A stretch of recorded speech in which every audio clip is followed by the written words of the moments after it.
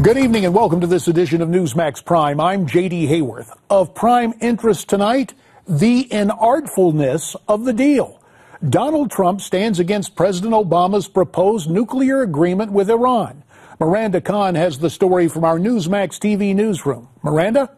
JD, to no one's surprise, Donald Trump is not at all happy with the Iran deal. And as one might expect, he was on Fox News talking about the deal from a business perspective. If Iran was a stock, buy it. You'll make 100 times your money in a very quick. You're about to get 150 billion. What we're giving them 150 billion plus tremendous other things that we're giving them. And you know the saddest part? Even if the deal isn't approved, we now agreed to give them that money. But listen, it is so important that they not have nuclear weapons. The problem with this deal is they will have them, and all other surrounding countries are going to be forced to get them too. You're going to have nuclear holocaust. Strong words indeed, and in true Trump fashion, it's the same message he has been pushing since the deal was announced.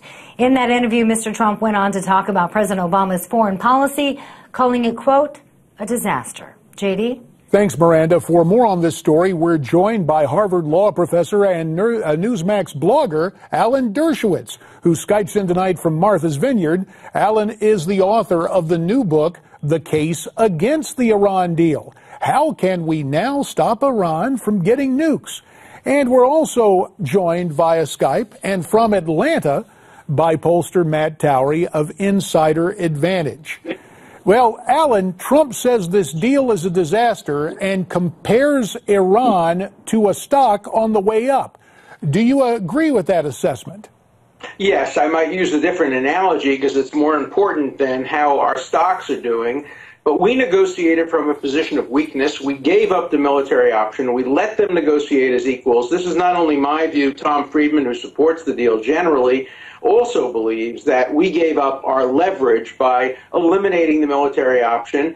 And I think there is more of a chance that Iran will get the bomb now than if there had been no deal. I think there's more of a chance that there'll be a war now than without a deal. This is a terrible deal that was very poorly negotiated. And it will be a win-win for Iran. They're going to get the sanctions removed. They're going to get their nuclear weapons. They're going to get more power over dissidents in their own country, more power over other countries in the Middle East, more money to support terrorism.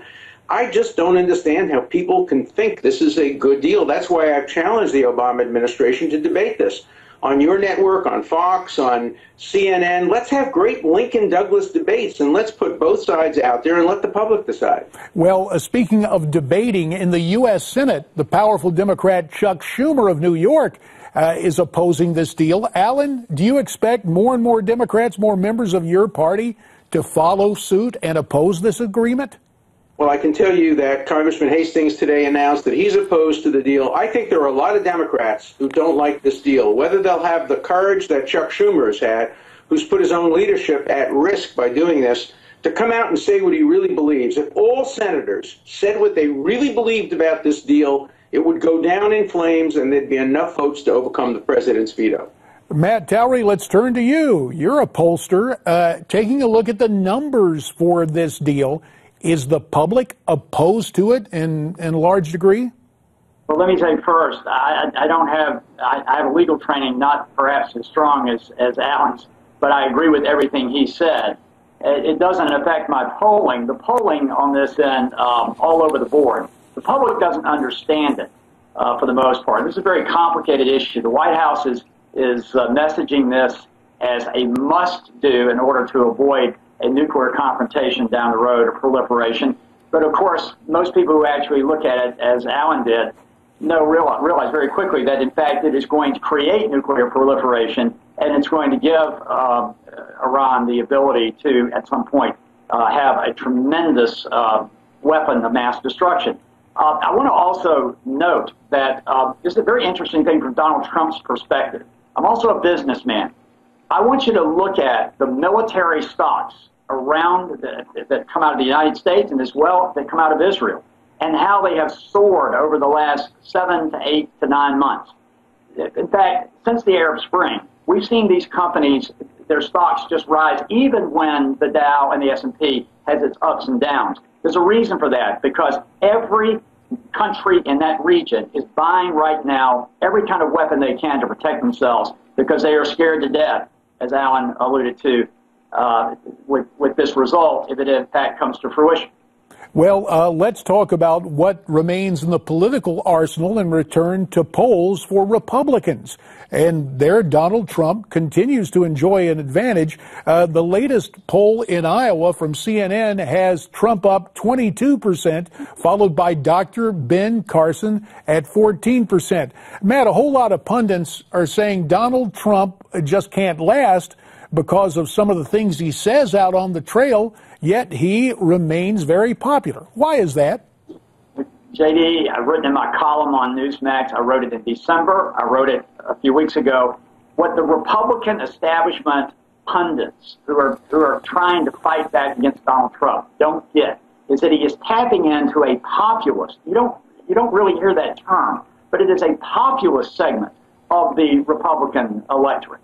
And he's going to keep that populist segment. It may not be enough to keep him in or get him over the edge, but he's very popular. We polled last week for Newsmax. He's running in the mid-30s in most of these southern states. So he's going to have the money to stay in this race long term. When the nasty commercials, you've been in campaigns, I have too, JD, when the nasty commercials start running, Trump will be able to counter them and counterattack. And when these other guys see their money dry up, he's still going to be there. So I don't think he's disappearing. I think he's going to remain in this race all the way through until the end.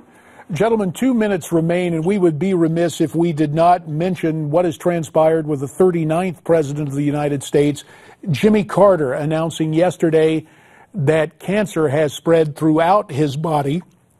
The former president also letting us know he's seeking treatment at Emory Healthcare. Alan Dershowitz, you've had some strong statements about Jimmy Carter in the past. When you look at his situation today, when you heard this news, what was your reaction? Well, I felt terrible for him. I mean, he's a good person. We don't agree about almost anything. I supported his candidacy twice, but he's turned against Israel. But this is not a time for that. It's a time for me to hope and pray that he recovers and that he has an easy time. I wish him no ill at all. And I'm sorry. I feel terrible for him. As I said, he's a decent man who I think has had wrong views about a range of issues. But right now, I think we all should be hoping for his recovery. Matt Towery is a Georgian. You've been in contact with the Carter family. In 45 seconds we have, can you tell us what they've been saying to you? Yes, I grew up with President Carter when I was young. When he was governor, I got to be a Republican. We remained friends with the family. I spoke or was in contact with a prominent member this morning. He said that the president is remarkably in good spirits, and I didn't ask any detail beyond that about the prognosis, but President Carter's doing very well. He's not always in a good humor, so the fact that he's handling this well, contrary to his image, the fact that he's handling this so well really speaks highly of him in a very adverse time. Well, it is a positive note, and one thing about Jimmy Carter, his ex-presidency has been incredibly active with books, with speeches, with statements that have been controversial, as Alan has pointed out in times past. Matt Towery, Alan Dershowitz, we thank you very much for your time. The campaign continues, of course, and the cap that Donald Trump has been wearing on the trail and at his campaign stops, you know the cap, the one with the slogan, "Make America Great Again," has become a sensation. And now you can get your very own Make America Great Again cap free with this offer. All you have to do is pay shipping and handling. Go to newsmax.com/TrumpCap or call 1-800-485-4350. We'll be back.